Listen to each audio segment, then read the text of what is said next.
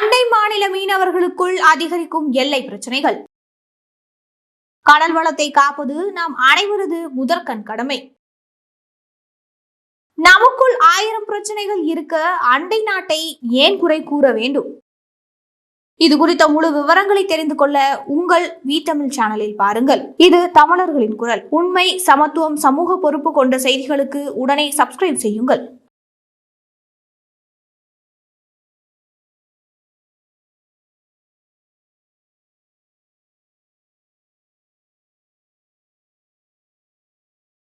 அண்டை நாடான இலங்கை மீனவர்கள் மீது தாக்குதல் நடத்துவது குறித்து பேசிக் கொண்டிருக்கும் இதே சூழ்நிலையில்தான் ஒரே நாட்டில் உள்ள அண்டை மாநில மீனவர்களே தமிழக மீனவர்களை தாக்கும் சம்பவங்கள் அதிகரித்திருப்பது கவலை அளிப்பதாக உள்ளது.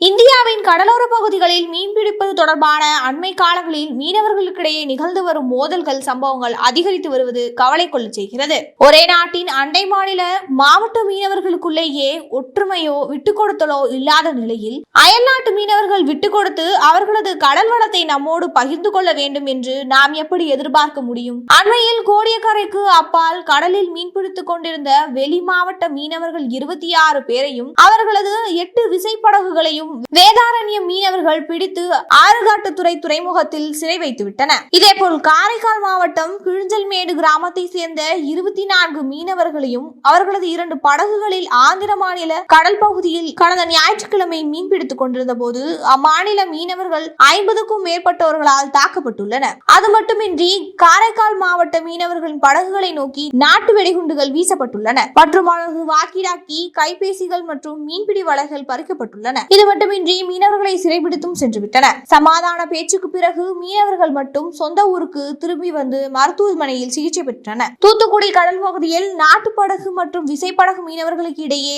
அவ்வப்போது தொழில் போட்டியால் மோதல் சம்பவங்கள் நிறைந்து வருவது வாடிக்கையாக மாறியிருக்கிறது. கடந்த 2024 மார்ச்சில் கன்னியாகுமரி மாவட்டம் குளச்சல் மற்றும் கேரள மீனவர்கள் தூத்துக்குடி கடல் பகுதியில் மீன்பிடித்ததற்காக கூறி அங்குள்ள மீனவர்களால் சிறைபிடிக்கப்பட்டனர். இப்படியாக ஒரே நாடுகளுக்குள் வசிக்கும் மீனவர்களுக்கு இடையே நடைபெற்ற மோதல் சம்பவங்கள் நீண்டு கொண்டே செல்கின்றன. கிழக்கு கடற்கரையில் மட்டும்தான் இந்த மோதல்கள் என்றில்லை.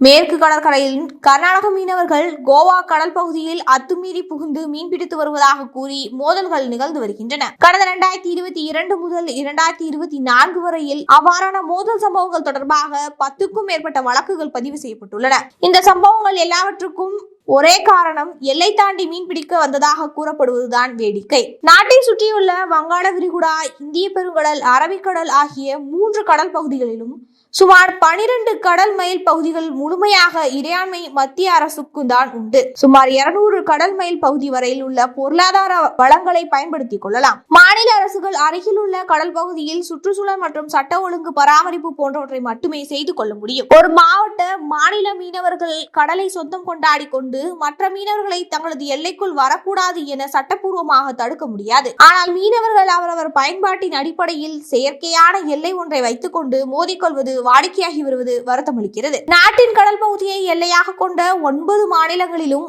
மீனவர்கள் எதிர்கொள்ளும் இந்த மோதல்களுக்கு முக்கிய காரணம் கடலில் மீன்வளம் குறைந்து வருவதும் மாறி வரும் நவீன மீன்பிடி தொழில்நுட்ப முறைகளும் தான். அதிவேக விசைப்படகுகள் மற்றும் இரட்டை மடி வலைதான் இந்த பிரச்சனைகளுக்கு மைய புள்ளியாக அமைகிறது. ஆந்திர மீனவர்கள் 200 முதல் 300 குதிரை திறன் கொண்ட என்ஜின்களை மீன்பிடி படகுகளில் பயன்படுத்துகின்றனர். ஆனால் காரைக்கால் மீனவர்கள் சீனாவிலிருந்து இறக்குமதி செய்யப்பட்ட 600 குதிரை திறன் கொண்ட என்ஜின்களை பயன்படுத்துகின்றனர். இதனால் வலைகள் மற்றும் மீன்வளம் பாதிக்கப்பட்டு வாழ்வாதாரம் சிதைக்கப்படுவதாக ஆந்திர மீனவர்கள் குற்றம் சாட்டுகின்றனர்.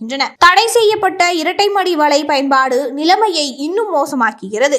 இதே காரணங்களால் தமிழக கடல் பகுதியில் மீன்வளம் குறைந்துள்ளது. அதனால் தான் ராமேஸ்வரம் மீனவர்கள் எல்லை தாண்டி மீன்பிடிக்க செல்லும் போது இலங்கை கடற்படையினரின் தாக்குதலுக்கு உள்ளாவதாக சில கருத்துக்கள் பரவுகின்றன. இங்கு மீன்வளம் குறைந்துள்ள நிலையில் எஞ்சியிருக்கும் கொஞ்ச வளத்தையும் அபகரித்து செல்ல வரும் குளச்சல் மற்றும் கேரள மீனவர்களை சிறைபிடிக்க வேண்டிய அவசியமும் ஏற்படுகிறது. ஆந்திர கடல் பகுதியிலும் மீன்வளம் குறைந்து விட்டதாலும் அடிக்கடி புயல் தாக்குதல் இருப்பதாலும் அம்மாநில மீனவர்கள் கர்நாடகம், மகாராஷ்டிரம், குஜராத் மாநிலங்களுக்கு இடம்பெயர்ந்து வருகின்றனர். அதனால் அண்டை மாநில மீனவர்கள் அங்கு வந்து மீன்பிடிப்பது உள்ளூர் மீனவர்களின் கோபத்தை அதிகரிக்க செய்கிறது.